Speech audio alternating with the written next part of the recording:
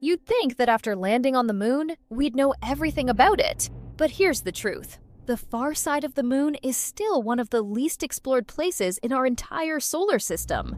So what's stopping us? It starts with a simple problem. We can't talk to it. The moon is tidally locked, meaning the far side never faces Earth, and that creates a massive communication barrier. Any spacecraft or rover that lands there instantly loses direct radio contact.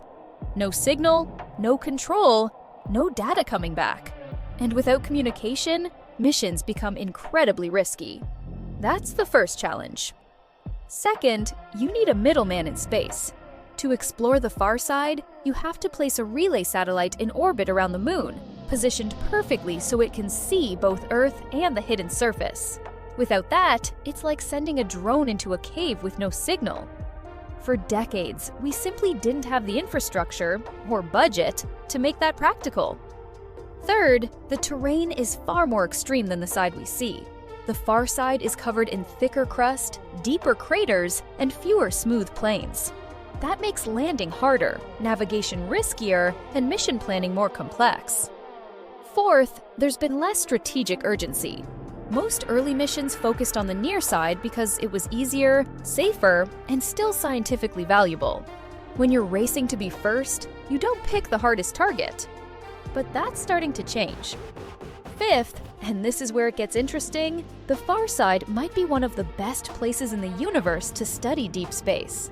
It's completely shielded from Earth's radio noise. No interference, just pure, quiet signals from the cosmos. That makes it ideal for future radio telescopes that could detect faint signals from the early universe. And now we're finally breaking through.